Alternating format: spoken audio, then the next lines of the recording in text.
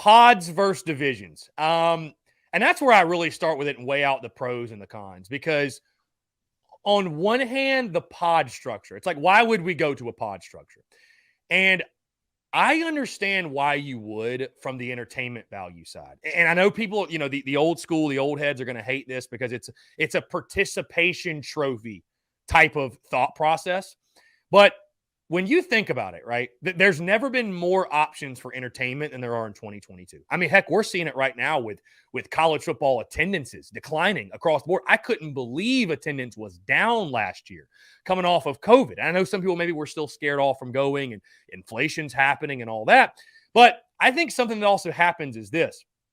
There is this win or bust mentality. And we've adopted for some weird reason, Mark, this mentality of, if you don't win it all, if you're not one of the four in the playoff, well, then you sucked. You just had a bad year. If you go 8-4, that team sucks. And it's like, no, they're actually a really good team. Yeah.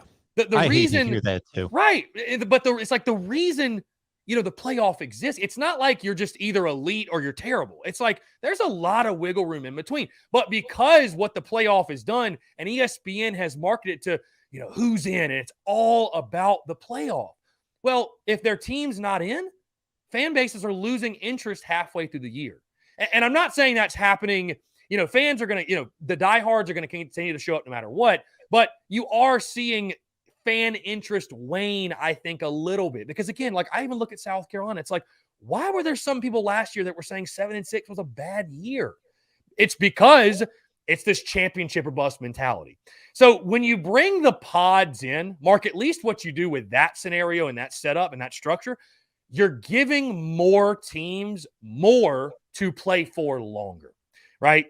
You're going to be more invested if you feel like your team going into week 10, 11, 12 has a chance to win their pod versus if you have two divisions and it's 8 teams per division. By the halfway point, you're out of it. There's a lot of teams, most of them are going to be out of it by the halfway point. So if you're looking at it purely from the entertainment value, I think pods are beneficial. I don't think it's going to help you reach a champion. I don't think it's even like I look at and I talked about this on my show today, the college football playoff. And this exact same point of why we should expand beyond 4 teams, because now you've opened Pandora's box. You can't go back to the BCS, which I don't think, looking back, we're like, you know what? BCS didn't do that bad of a job. I think most of the time they got it right. Most of the time we got the number 1 team. And I see you grimacing.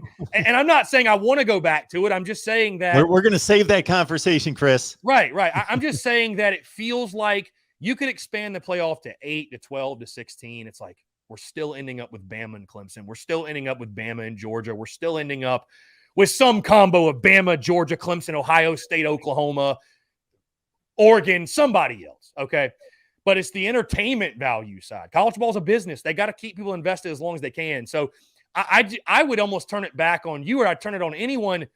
I'm not opposed to the pods, but I think the real reason for doing that is just to give at least the feeling to more teams that they have a chance. And again, I hate it's not a participation trophy type thing, but if it's just SEC championship or bust, there's like 3 fan bases that are going to be locked in on that, because then you add in Texas, Oklahoma, 90% of the teams are playing for nothing if it's all just weighed on winning a title. So, I don't know if I have one preference or the other, because on the division side of things, I'm like, well, just get better. I mean, if you want to have more reason to be invested, just get better. But from the business side, which I think is the way you got to look at it, I think the pods make sense, because when you get to a point where you have 16 teams, it feels like you need – and I think what's cool, too, about the pods is the way you could do the scheduling. I think that would be awesome, getting to rotate more of these different types of games. I think you obviously got to have some permanent